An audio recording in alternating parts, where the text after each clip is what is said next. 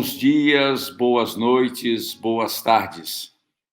Esta conversa com quem tem história para contar está sendo gravada hoje, dia 11 de novembro de 2020, às 18 horas e 1 minuto. E eu faço esse registro porque, conforme já disse vezes anteriores, a ideia dessa conversa é que ela vá ao ar, talvez daqui a 10 dias, mas não se sabe quando é que ela vai ser vista, quando é que ela vai ser ouvida, e como ela vai ser vista, como ela vai ser ouvida, onde ela vai ser vista, onde ela vai ser ouvida. Ou seja, estamos trabalhando segundo as mágicas do tempo atual, com todas as restrições dos nossos tempos sombrios, mas também com coisas boas que podemos e devemos celebrar.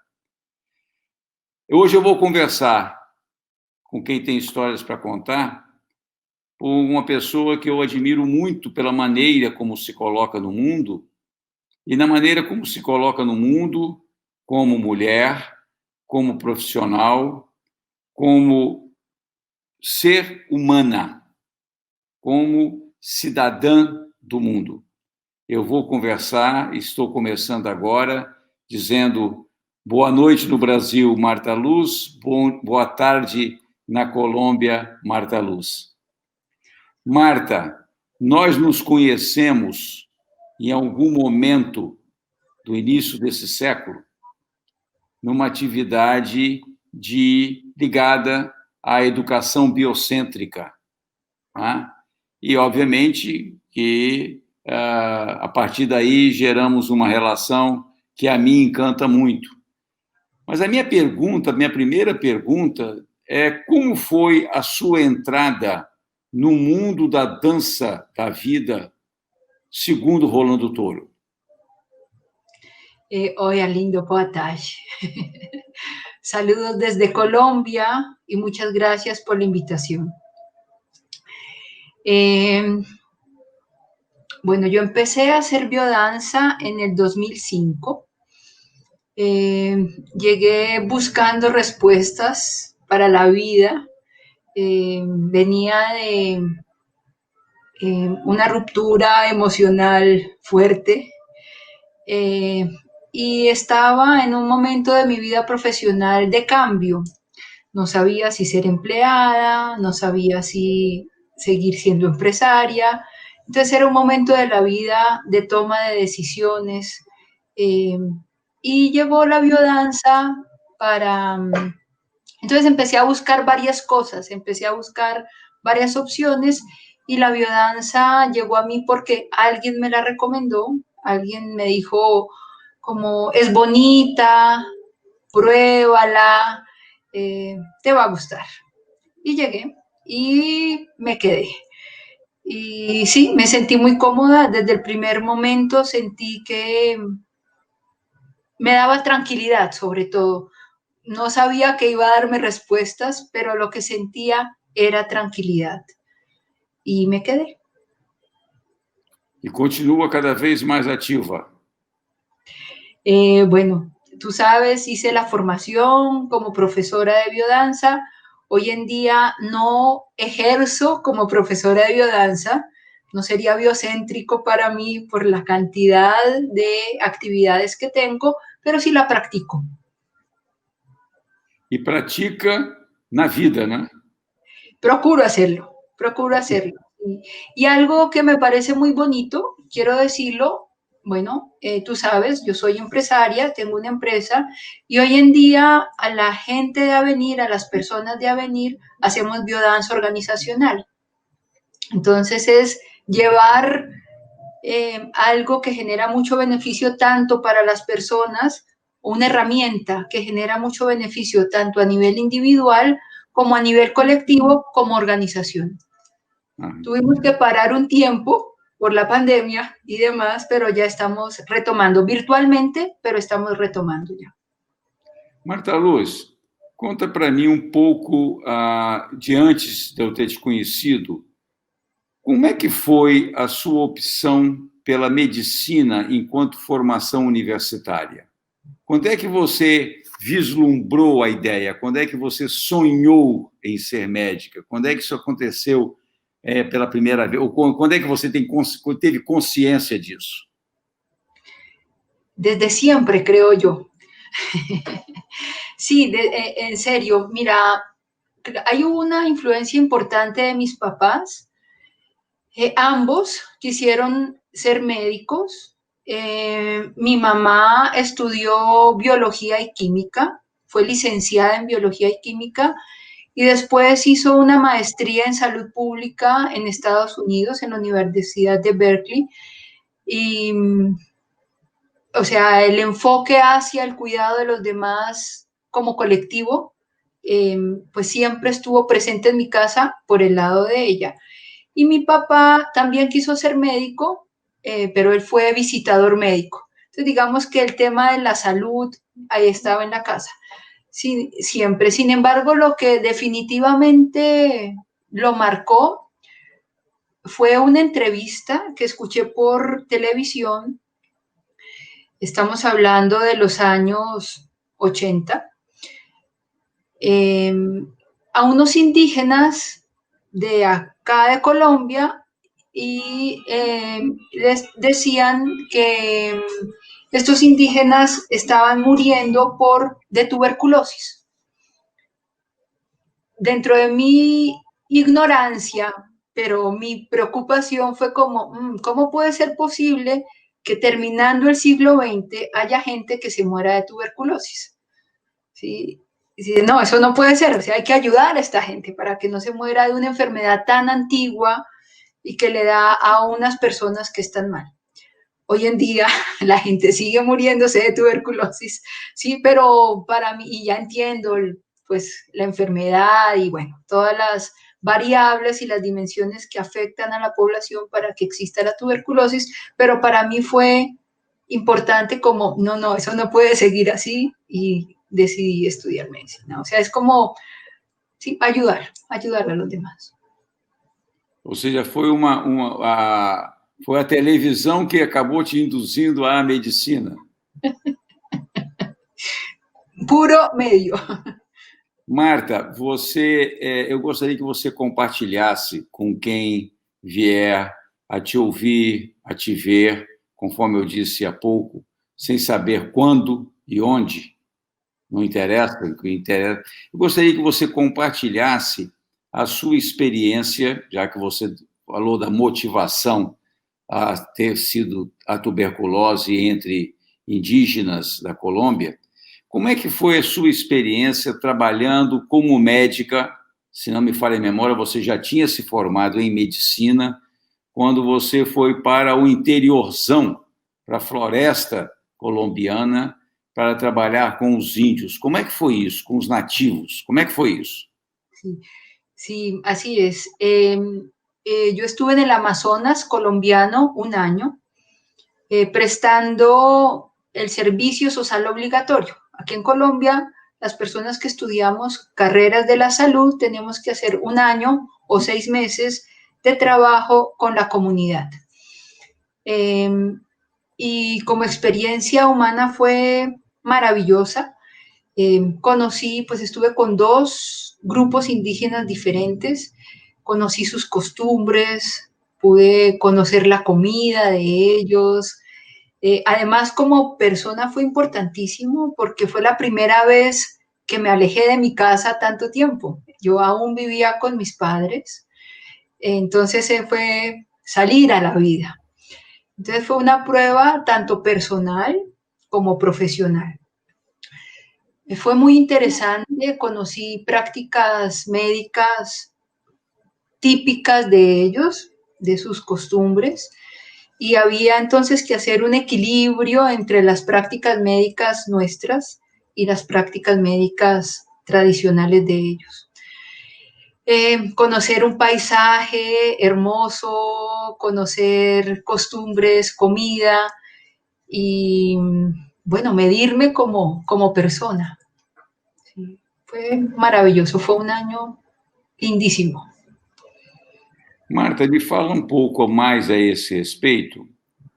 Como é que foi o seu diálogo, tanto com os indígenas, quanto dentro de você mesma, o diálogo entre o seu conhecimento formal, o seu saber formal, a sua maneira de ver o mundo por uma perspectiva eurocentrada. Nenhum de nós, mesmo vivendo na América Latina, a gente não consegue se descontaminar tão facilmente dessa nossa perspectiva eurocentrada, judaico-cristã, não é?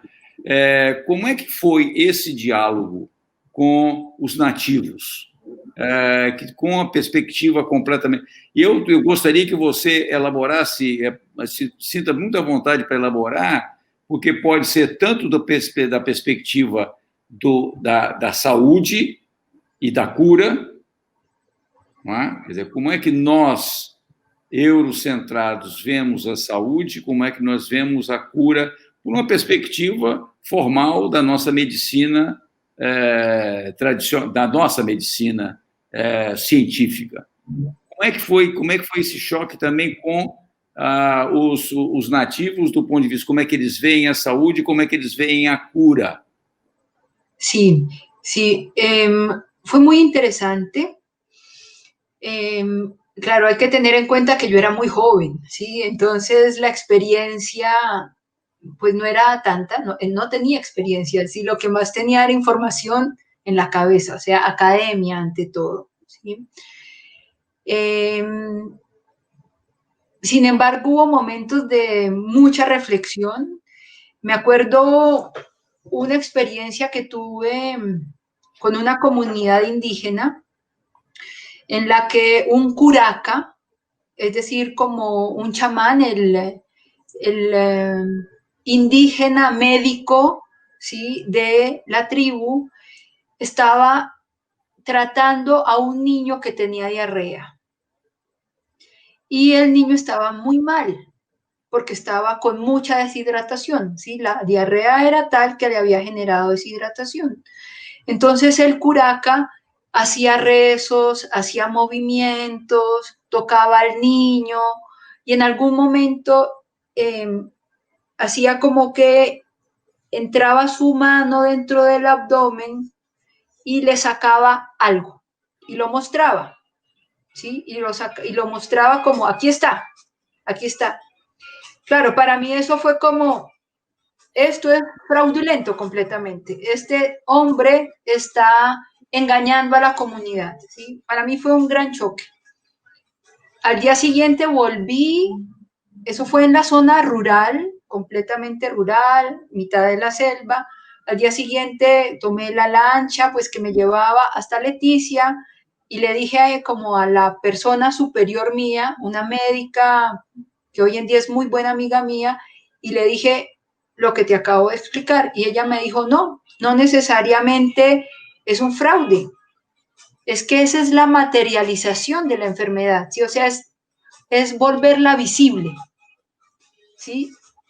Y lo entendí, ¿sí? Es como la necesidad, de alguna forma, que los humanos tenemos de poder ver algo para creer que existe, ¿sí?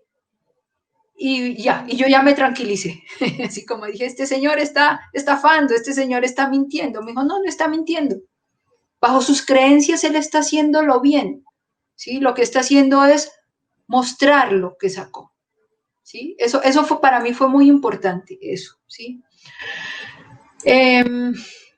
Otra cosa importante es que había veces, me acuerdo también un niño, un bebé, tal vez, no sé, 1 mes, 2 meses de nacido, que lo llevaron a mi consulta y yo lo examiné y para mí tenía meningitis. Le tomé una muestra del líquido cefalorraquídeo y salió muy mal, o sea, era anormal completamente, ¿sí? Y yo dije, tiene meningitis, hay que mandarlo a Leticia.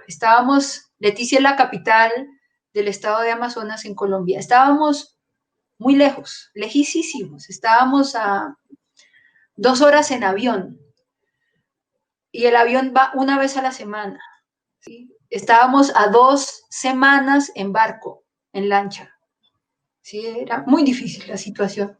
Entonces yo le dije, hay que enviarlo a Leticia para que lo puedan atender allá porque los recursos que tenemos acá no son posibles. Entonces la mamá, que era una mamá indígena muy joven, muy joven, me dijo, no, no se justifica. Y lo que hizo fue abrirle el ojo al niño, tocar el ojo del niño, el bebé, y el bebé no reaccionó, ¿sí? Esa fue la prueba que ella me mostró que no necesitaba, que no se justificaba, que el niño estaba tan mal que ni siquiera tocándole el ojo, o sea, no hubo una reacción de defensa o de rechazo, ¿sí? Para ella eso era suficiente, no había que hacer nada más. El niño iba a morir y en efecto el niño murió, ¿sí?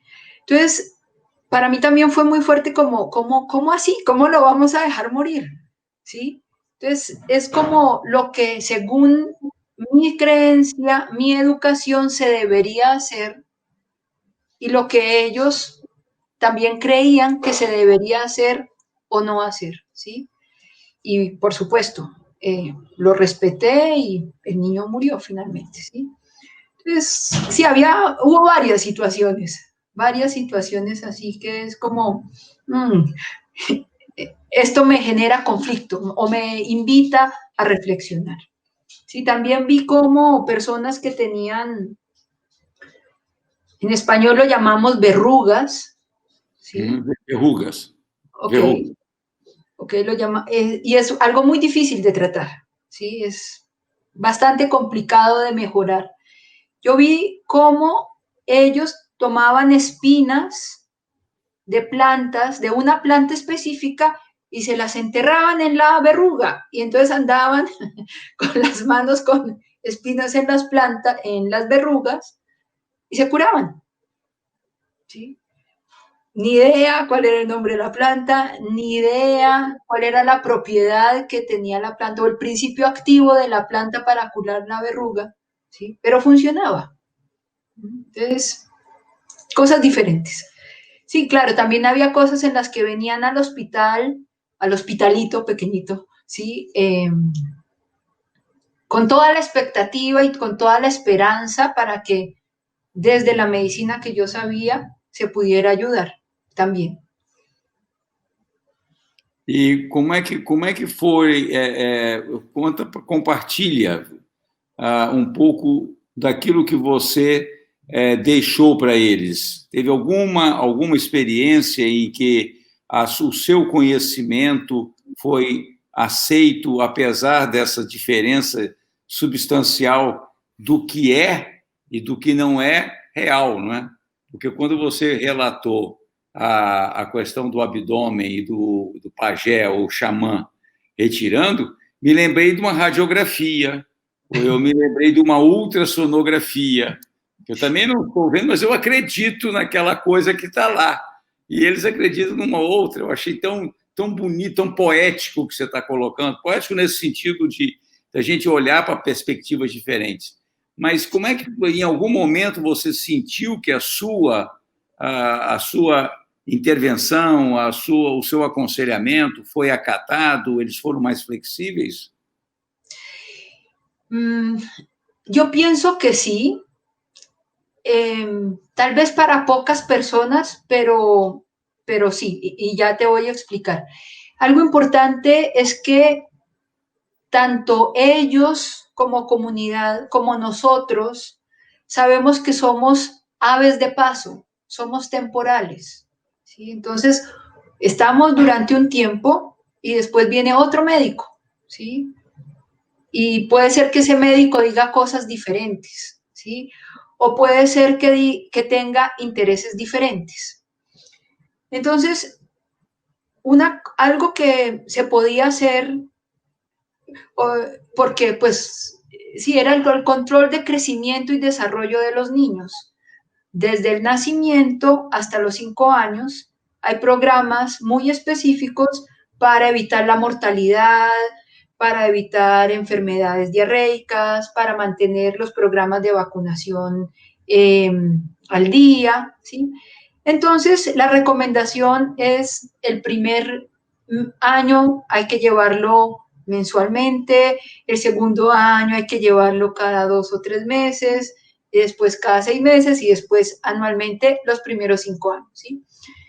Entonces era muy interesante porque bajo esos parámetros yo le daba las recomendaciones a las mamás indígenas y, bueno, muchas no volvían porque vivían a muchos días del centro médico, ¿sí? Número 1. Número 2, en general predomina la idea de que hay que ir al médico si estoy enfermo. No para prevenir, sino para que me cure, ¿sí? Y hay otros grupos de personas que creen que si el médico no le da algún remedio, sea cual sea, ese médico no sirve. Ese médico no lo está haciendo bien, ¿sí? Entonces, cada vez el espectro, la cantidad de personas con las que se podía trabajar la prevención era pequeñito, ¿sí? Pero hubo, que me acuerde, 2, tal vez 3 mamás que en efecto llevaron a sus hijos simplemente a control, ¿sí? No tenían ningún síntoma, no tenían ninguna queja, simplemente llevaban al niño a que yo los revisara, ¿sí? Doctora, cuénteme cómo va. Usted me dijo que lo trajera en 1 mes o que lo trajera en 2 meses, ¿cómo va? Entonces eso era muy bonito porque el diagnóstico era niño sano. Entonces, pues eso fue lo que yo pude dejarle a 2 o 3 personas, ¿sí? Después, ¿qué pasó? No sé.